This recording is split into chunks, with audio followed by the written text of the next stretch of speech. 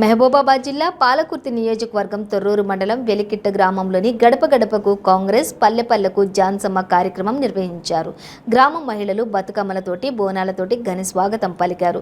Bharat Ratna doctor BR Ambedkar విగ్రహానికి పూలమాలలు వేసి నివాళులర్పించారు.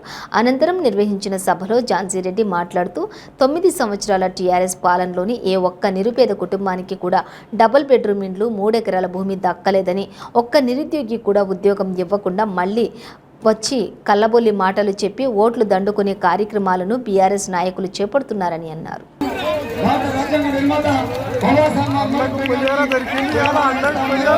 ఇప్పుడు పెద్దలు మన ఇక్కడ ఉన్నటువంటి గ్రామ శాఖ ఎస్సీసీఎల్ అధ్యక్షుడు 2 ముచ్చట్లు మాట్లాడవలసిందిగా కోరుతున్నాం.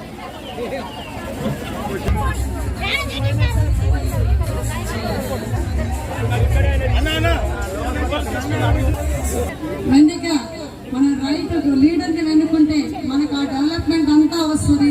మీరు రాబోయే ఎన్నికల్లో మంచిగా మీరు ఆలోచించి మన చేతి గుర్తుకి ఓటేయాలని కోరుకుంటూ, మీరు పిల్లల భవిష్యత్తును గురించి ఆలోచించండి, మన భవిష్యత్తును గురించి ఆలోచించండి, మన నియోజకవర్గాన్ని డెవలప్మెంట్ గురించి ఆలోచించండి.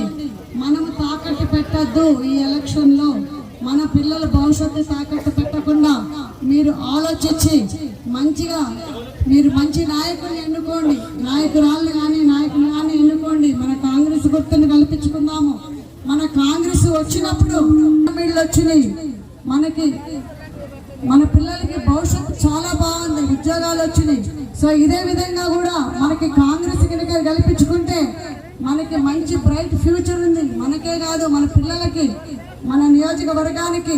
మీరందరూ కూడా అదొకటి మైండ్ లో పెట్టుకొని రేపు రాబోయే ఎలక్షన్ లో అదనేది గుర్తు పెట్టుకొని మీరు ఓటు. మీ మనుషులు మీదే, మనకి రాజకీయాలతోటి అవసరం